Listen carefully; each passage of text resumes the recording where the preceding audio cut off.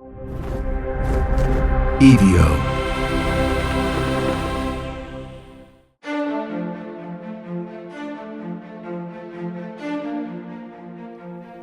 Babylon, June of 323 BC. The city was heavy with heat. The Euphrates moved slowly through its walls, thick and brown beneath the summer sun. In the palace of Nebuchadnezzar, the most powerful man in the world was planning his next campaign. Arabia first, then the Western Mediterranean, perhaps even Carthage. There were new fleets to build, new roads to map, new cities to found. The empire, already larger than any in history, was about to grow again. Alexander was 32 years old. At a banquet one evening, he drank with his officers as he had done 1,000 times before. The wine was strong, the air was thick, the conversation loud, confident, full of plans that assumed the future would continue exactly as the past had. Later that night, though, he developed a fever. At first, no one was concerned. Alexander had marched across deserts, had survived wounds, endured exhaustion that would have killed most men. He had faced blades, arrows, storms, and disease. A fever? That was an inconvenience, not a threat. But the fever wouldn't break. Within days, he struggled to stand. Within a week, he could no longer walk. Within 2 weeks, the strongest man in the world couldn't speak. And then, he was dead. There was no battlefield, no assassin caught fleeing, no clear explanation, only silence. And almost immediately, the questions began. Welcome back to the Ides of April, the son of the blade.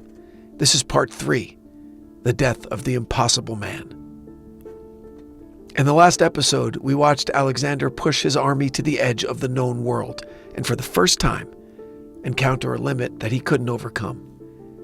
He turned back from India, but he didn't turn back from ambition. Tonight, we follow his final months, the return to Babylon, the plans for even greater conquest, the sudden illness, and the mystery that still surrounds his death.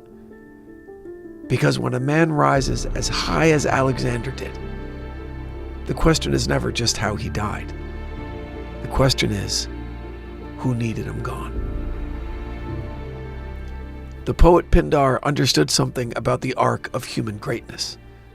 Again, creatures of a day. What is a man? What is he not? A dream of a shadow. For most men, that truth arrives quietly. For Alexander, it arrived at the height of power. Chapter 1, the return to Babylon. So the journey back from India didn't feel like victory. For years, Alexander's army had moved forward with the confidence of men who believed that momentum itself was a form of protection. Each campaign had opened another horizon, and each horizon had promised still another victory.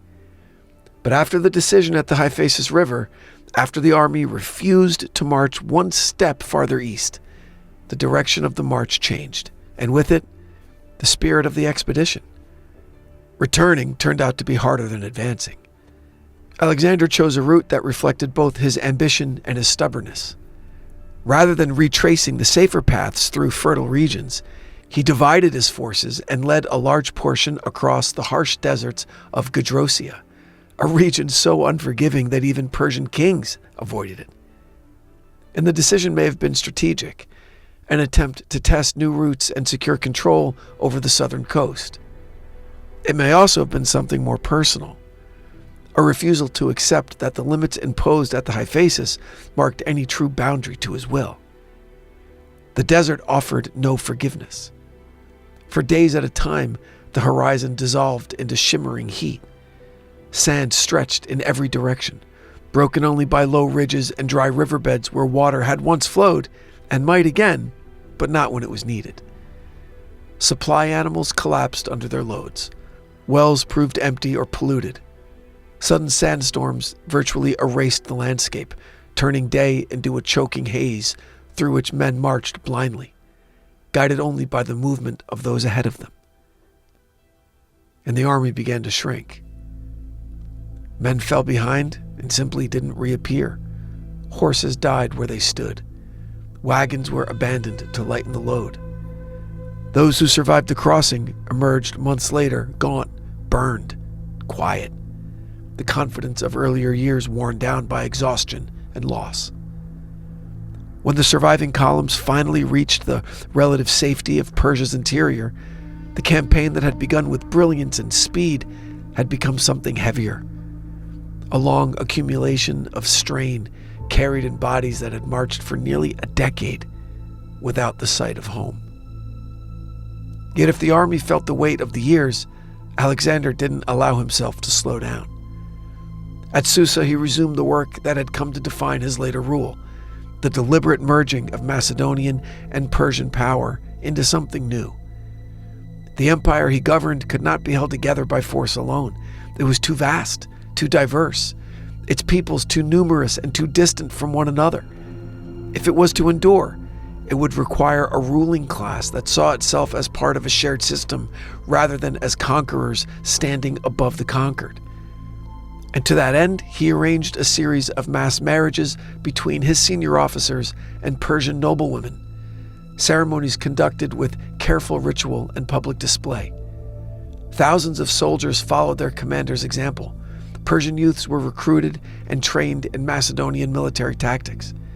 Administrative positions were increasingly filled by local officials who understood the languages, the customs, and the economies of their own provinces. To Alexander, this wasn't compromise. This was the future. But for many Macedonian veterans, the transformation was unsettling. They had followed him as conquerors. Now they watched Persians trained to fight in their formations, saw Persian nobles welcomed into positions of influence, and listened as the king spoke more often of unity than of dominance.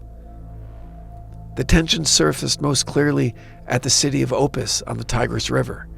There, Alexander announced his intention to send some of his older Macedonian soldiers home, men who had marched with him since the beginning, while replacing them with newly trained Persian units. The reaction was immediate and emotional. Shouts rose from the ranks. Some soldiers accused him of abandoning the men who had carried him across the world. Others suggested that if he preferred Persians, he should continue his campaigns with only Persians. For a moment, the fragile balance of loyalty trembled. Alexander responded first with anger. The perceived ringleaders were arrested and executed. But anger alone wouldn't hold his army together, and he quickly shifted to something more calculated. In a carefully staged ceremony, he publicly declared Macedonians and Persians partners in a single imperial order. A great banquet followed, thousands of soldiers and officers seated together as symbols of unity. And the crisis passed. The army submitted. The relationship between king and companions had changed. The easy familiarity of early years had been replaced by distance, by ceremony, by the quiet understanding that Alexander's vision no longer belonged entirely to the men who had followed him from Macedon. Remember, Pindar had written of the loneliness that comes with greatness. He wrote, "The highest peaks are struck most fiercely by the winds of heaven." By the time Alexander reached Babylon in the spring of 323 BC, he stood at a height that no ruler had ever occupied. The city itself seemed built for such a position. Babylon rose from the flat plains of Mesopotamia in vast terraces and walls, its gates faced with glazed brick that caught the sunlight in deep blues and golds. The Euphrates cut through its center, feeding canals that turned the surrounding land into a patchwork of green fields. Merchants arrived from India, from Arabia, Egypt, the Mediterranean, bringing goods, bringing languages, and bringing news from every corner of the known world. It wasn't merely a capital. It was a crossroads.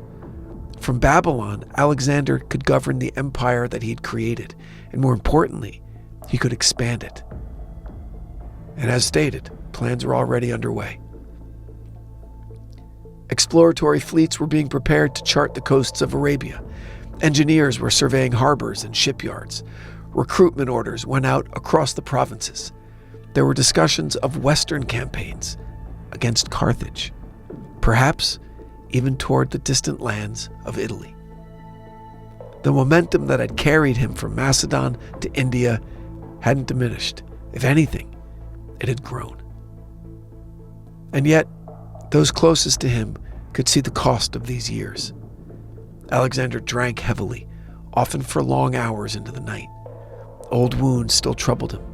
The pressures of administration were relentless, requiring decisions about taxation, about governance, about military deployment, and diplomacy across a territory that stretched thousands of miles. The circle of trusted advisors had thinned, some dead, some executed, others increasingly cautious in his presence. Around him stood powerful generals, men who commanded armies, who governed provinces, men who had followed him faithfully, but who also understood how much authority that they now held. And beneath all of it lay a dangerous truth. Alexander had built a system that depended entirely upon himself, and there was no clear successor, no established structure for the transfer of power, no agreement among his commanders about what would happen if the king were suddenly gone. The empire held together because Alexander held it together. The poet Pindar had warned against the illusion of permanence. Remember? Seek not to become Zeus. The mortal portion is enough. But in Babylon, surrounded by wealth and armies and all these plans for new conquest, there was little to suggest that Alexander considered himself bound to the ordinary limits of mortal men. The world was still expanding before him. The campaigns were not finished. The future seemed as wide and open as the plains beyond those city walls. And then, one evening, during a banquet among his officers and companions, with the heat of the Mesopotamian summer pressing against the palace walls, Alexander felt the first sign that the body which had carried him across the world had begun to fail. The fever came quietly, but it would not leave.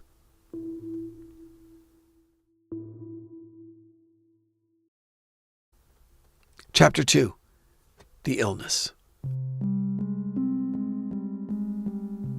The fever began as an inconvenience. In Babylon, the summer heat pressed down on the city like a weight.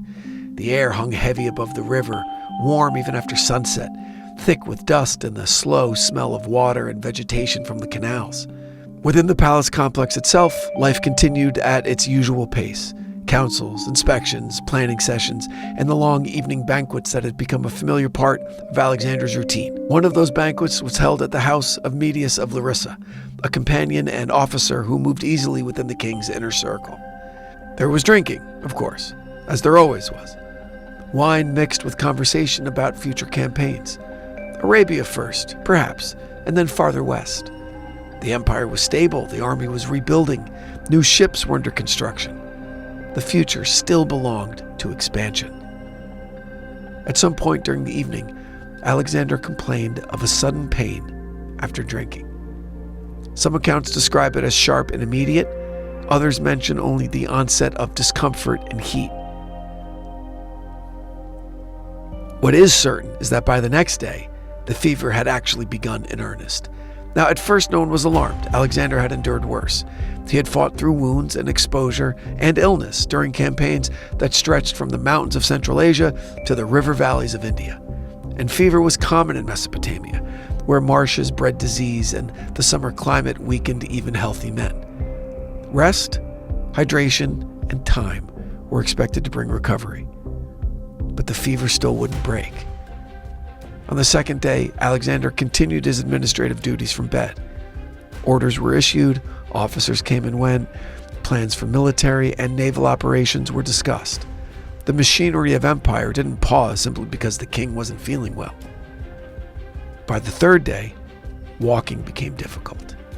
The fever rose and fell, but never broke. Sweat soaked his clothing, his strength faded, The physicians attending him could offer little beyond cooling treatments and herbal preparations. Medicine in the ancient world relied more on balance and observation than actual intervention. There were no remedies for infection. There was no understanding of bacteria or germ theory, no way to stop a disease once it had taken hold. But still, the expectation remained that the illness would pass. It had to. He was only 32 years old. He was strong, physically hardened by years of campaigning. He had survived wounds that probably should have killed him. He had endured climates that weakened entire armies. The idea that a fever might succeed where blades and arrows in the Persian armies had failed seemed impossible. But each day brought further decline, and by the 5th day he could no longer appear before his officers. Messengers were delivered through attendants and nurses.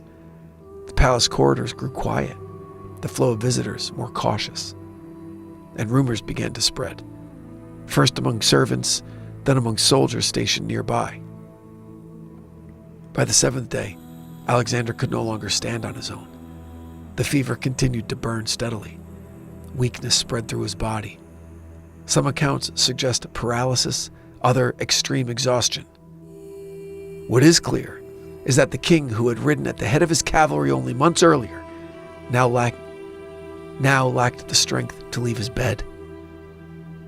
Outside the palace, the army began to gather. Macedonian soldiers had spent years watching their king survive the impossible. They had seen him bleed and recover, collapse from exhaustion, and return to command only days later. For many of them, Alexander's survival had come to feel less like endurance and more like inevitability. Now they waited for the inevitable recovery. Instead, the days just continued to pass. Inside the palace, the atmosphere shifted from concern to something even heavier. Senior officers gathered quietly, speaking in low voices. Courtiers began to consider possibilities that no one wanted to state openly, because beneath the illness lay a question none of them were prepared to answer. What happens if Alexander dies? The empire had grown too quickly for a clear succession plan. There was no adult heir. His wife Roxana was pregnant, but the child hadn't even been born. His half-brother existed, but he was considered mentally unfit to rule. Around them stood powerful generals, men who commanded armies and had spent years building personal networks of loyalty. If the king died, the balance holding the empire together might dissolve overnight. Inside the chamber, Alexander drifted between periods of clarity and then exhaustion. When conscious, he continued to ask for updates. He continued to issue instructions. Even as his strength failed, the habit of command remained. Pindar had written of the fragile boundary between strength and shadow. What is a man? What is he not? A dream of a shadow. For years, Alexander had seemed solid and unstoppable, defined by movement and force. Now, the empire watched as that force weakened day after day. Rumors of his death had begun to spread through the camp. The men who had marched across continents refused to accept uncertainty. In response, the officers allowed them to file past the chamber in small groups. One by one, Macedonian veterans entered the room. Alexander could no longer speak clearly. He lay motionless, his strength nearly gone. But he raised his head as each group passed. Some accounts say he lifted his hand slightly in recognition. Others describe only his eyes following the men as they moved through the chamber. It wasn't a speech. It was not a farewell. But for many of those soldiers, it was the last time they would see the man who had carried them to the edge of the world.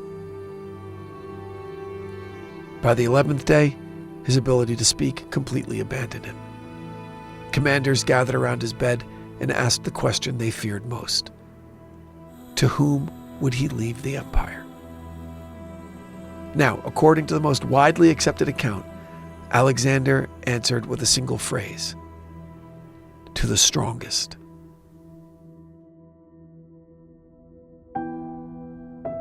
Whether the words were spoken clearly, whispered, or later shaped by men who would soon fight for power remains uncertain.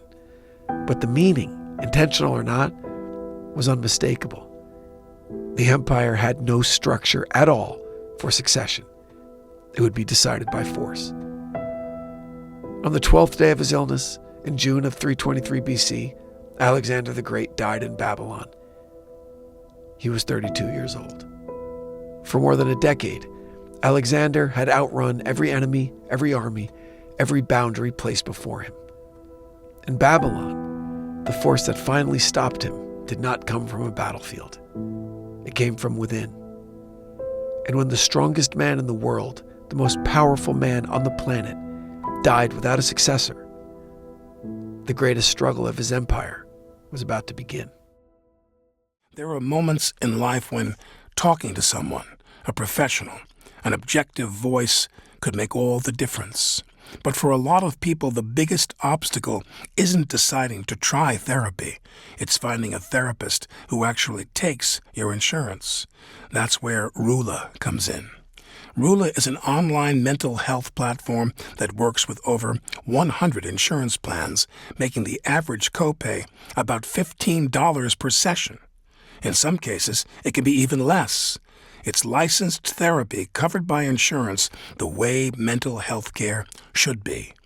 Rula also takes the guesswork out of finding the right provider. Instead of assigning you the first available therapist, they match you with in-network licensed professionals based on your goals, preferences, and background, because fit matters.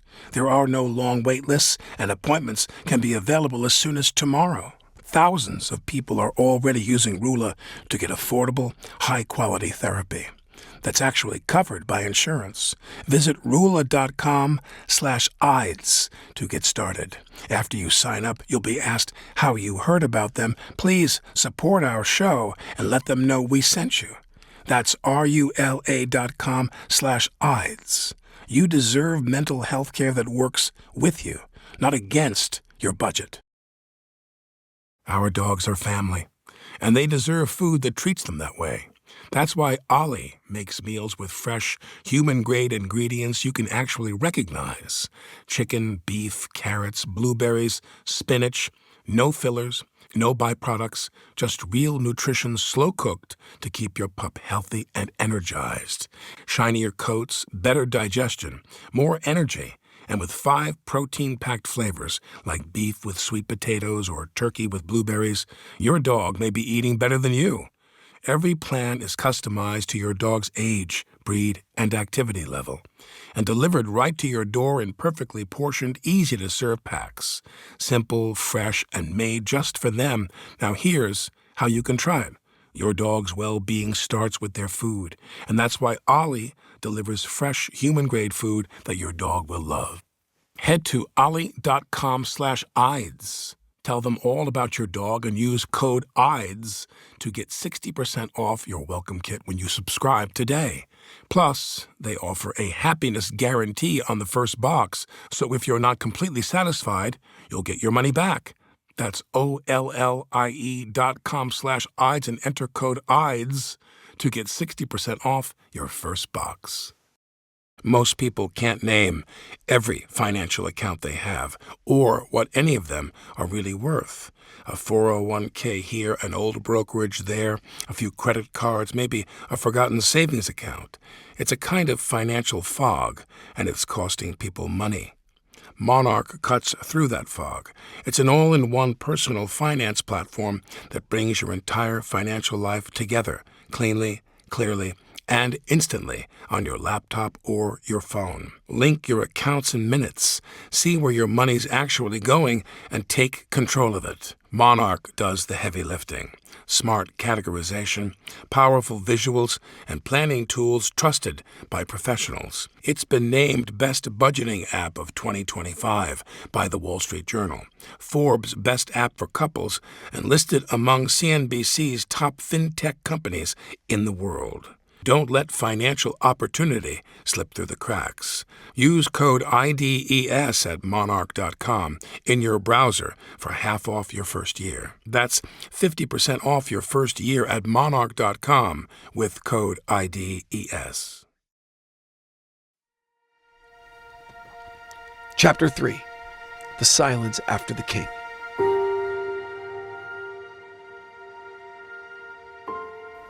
When Alexander died, the empire didn't collapse.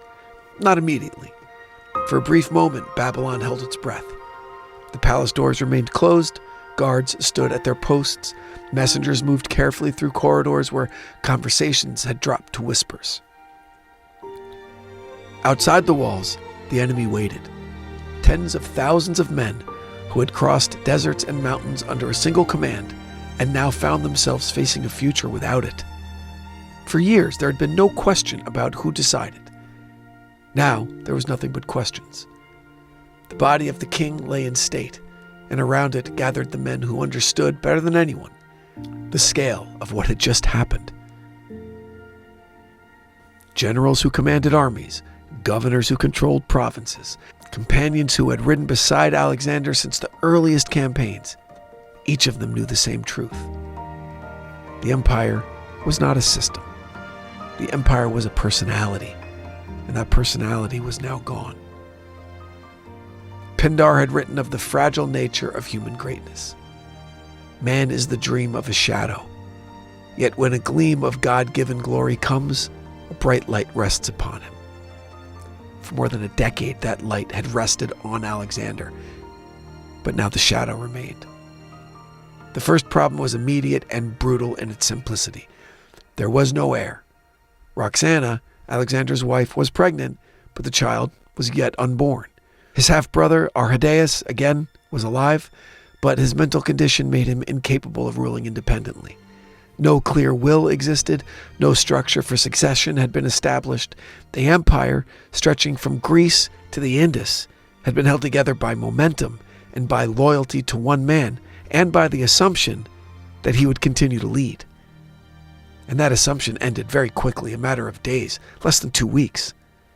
The senior commanders gathered to decide what came next, and their discussions were tense and cautious and quickly revealed just how fragile the unity really was. Some argued waiting until Roxana's child was born. Others supported placing the half-brother on the throne as a symbolic king. But behind the arguments lay something deeper. Each general controlled troops. Each commanded loyalty. Each understood that power now belonged to whoever could secure it. The compromise they reached was temporary and very uneasy. Arrhidaeus the brother would be proclaimed king and would rule as Philip III, while Roxana's unborn child, if male, would share the throne once born. Real authority, however, would rest with the regent and the council of generals. Now this wasn't a solution. It was a pause. Outside the palace, the army reacted with a mixture of grief and uncertainty. Macedonian soldiers had followed Alexander for years without seriously questioning the direction of their campaign. His presence had provided certainty even when the future was unclear. Now that certainty was gone. They mourned him openly, tearing their clothing, shaving their heads, standing in long lines to view his body. Many had spent the better part of their adult lives under his command. For them, the empire was not an abstraction. It was the result of years of marching beside a man they had come to believe was protected by fortune, perhaps even by the gods, perhaps a god himself. His death felt unnatural, sudden, and incomplete. The circumstances only deepened that feeling. Alexander hadn't fallen in battle, hadn't been struck by a visible enemy. He had not died after a long decline that might have prepared the court for the transition. He got sick at a party and was dead in 2 weeks. In a world accustomed to political violence, that sequence of events just didn't make sense. And rumors began almost immediately. Some spoke of poison, slow-acting toxins that would produce fever rather than sudden death. Others suggested political motives. The empire Alexander had built was enormous, unstable, and filled with powerful men whose futures depended entirely on his continued presence. If he lived long enough to reorganize authority, replace governors, or name a strong successor, some of those men might lose everything. In later traditions, suspicions would fall on Antipater, the powerful regent in Macedon, and even, in more elaborate versions, on Aristotle's circle. Whether these stories reflected truth, fear or the natural human desire to find intention behind sudden loss, it's impossible to know. But the suspicion itself mattered, because that pattern was familiar.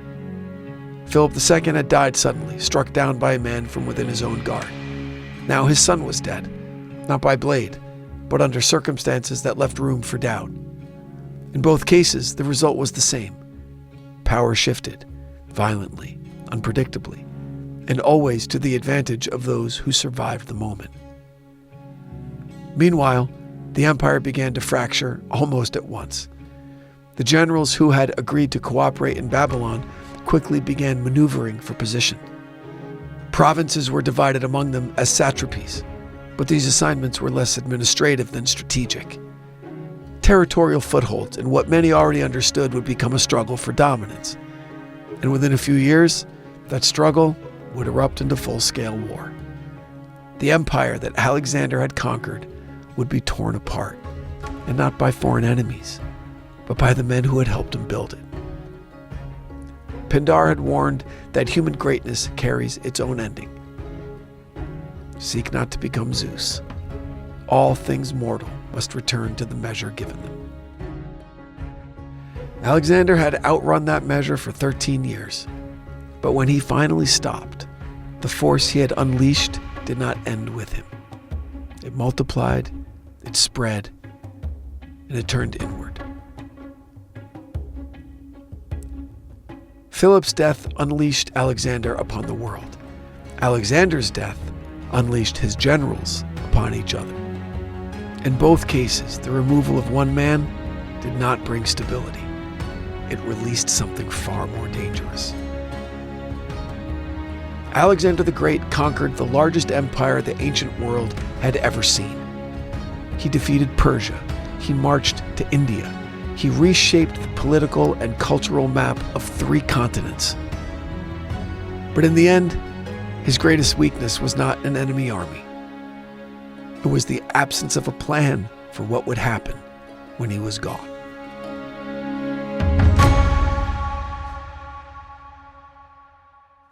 Thanks for listening. Make sure you're following the Ides of April so you don't miss our next series.